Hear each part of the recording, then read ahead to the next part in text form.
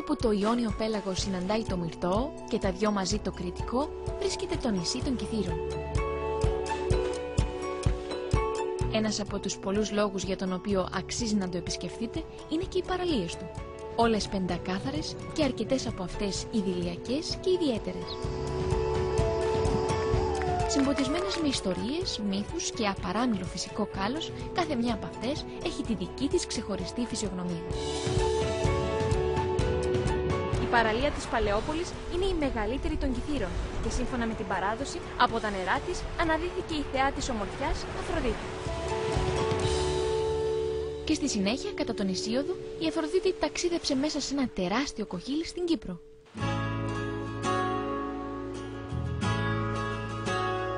Το κοχύλι αυτό είναι σχεδιασμένο σε πολλά αγγεία του 4ου και 5ου αιώνα π.Χ. Αποτέλεσε πηγή έμπνευσης τόσο για τον Μποτιτσέλη, ο οποίος ζωγράφισε την αναδυόμενη Αφροδίτη, όσο και για πολλούς άλλους σημαντικούς ζωγράφους. Η Παλαιόπολη είναι μια μεγάλη, αμμουδερή παραλία στο ανατολικό κομμάτι των Κιθήρων. Σε αυτή την παραλία κατέφυγε ο Πάρης με την ωραία Ελένη για να ζήσουν τον παράφορο έρωτά τους. Η πρόσβαση στην παραλία της Παλαιόπολης από το λιμάνι, από την πρωτεύουσα, τη χώρα, από τον ποταμό, την Αγία Πελαγία είναι πολύ εύκολη. Υπάρχουν 3 δρόμοι που συνδέουν την περιοχή. Το πολύ σε 20 λεπτά μπορεί να βρεθεί κάποιος στην παραλία, από όποιο σημείο του νησιού και αν βρίσκεται. Αρκετά κοντά στην Παλαιόπολη βρίσκεται και το Καλαδί. Θεωρείται η πιο γνωστή παραλία του νησιού. Διαθέτει 3 μικρούς κολπίσκους, λευκά βότσαλα και γαλαζοπράσινα νερά. Για να την προσεγγίσεις χρειάζεται να κατέβεις σε 130 σκαλοπάτια, αλλά μόλις την πλησιάσεις αντικρίζεις θέαμα μοναδικής αισθητικής που σε αποζημιώνει απόλυτα. Παραλία κόσμημα για το νησί των Κιθήρων. Η άβρα της διαπερνά κάθε κύτταρό σου και οι μοναδικοί σχηματισμοί από βράχους μέσα στο νερό σε κάνουν να νιώσεις τη γοητεία ενός άχρονου παρόντος, αφουγκράζοντας τους ήχους των κυμάτων πάνω στα βότσαλα.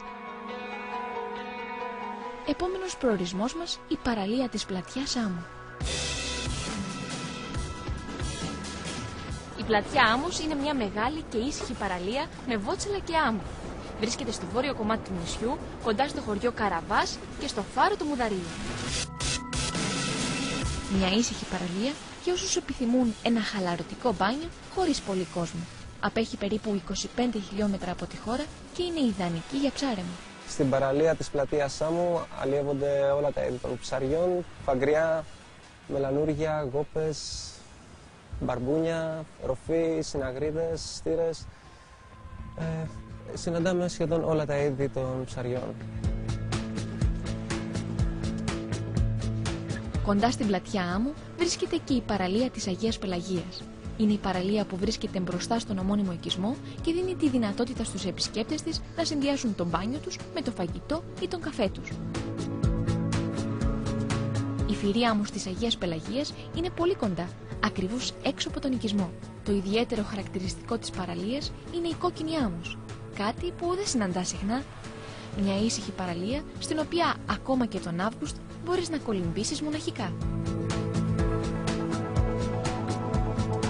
Στο συγκεκριμένο σημείο, αν κάποιος θέλει, για μένα ενδείκνεται πάρα πολύ για να κάνεις ένα ωραίο πάρτι, ένα ωραίο beach party με τους φίλους σου, διακριτικά και με προσοχή για τη φωτιά και να δεις το ξημέρωμα, αξίζει πάρα πολύ γιατί από εδώ βγαίνει ο ήλιος, από εδώ είναι η Ανατολή και ειδικά αυτή τη στιγμή, επειδή το έχω νιώσει και προσωπικά αρκετές φορές, είναι κάτι το ιδιαίτερο. Είναι κάτι πολύ όμορφο. Τελευταία μας στάση, η παραλία που βρίσκεται στο Διακόφτη, το καινούριο λιμάνι των Κιθήρων. Τυρκουάζ νερά και λευκή άμμος με φόντο το ναυάγιο και το Πρασονήσι. Το Πρασονήσι είναι ένα μικρό νησάκι που βρίσκεται απέναντι από την παραλία, καταπράσινο και ακατοίκητο. Τα νερά είναι τόσο ρηχά που μπορείς να περάσεις απέναντι σχεδόν περπατώντας. Τα γαλαζοπράσινα πεντακάθαρα νερά σου δίνουν την αίσθηση τροπικού παραδείσου, που όμως δεν κατακλείζεται ποτέ από τις ορδές των τουριστών. Το ναυάγιο, που αποτελεί πια σήμα κατά τεθέν της περιοχής, είχε γίνει τον Αύγουστο του 2000, όταν ύστερα από αμέλεια του πληρώματος το πλοίο προσέκρουσε στο Πρασονήσι. Το ευτύχημα είναι ότι δεν χτύπησε κανείς, δεν έπαθε κανείς τίποτα. Εδώ οι ψαράδες πήγανε με τα καΐκια, τους πήρανε. Την αρχή, από ό,τι ξέρω, υπήρχε πρόβλημα. Προσπάθησαν να το βγάλουν από εκεί. Τώρα πλέον όμως έχει γίνει ένα απόσπαστο κομμάτι, νομίζω, του τοπίου και έχει γίνει ένα αξιοθέατο, το οποίο είναι πολύ όμορφο.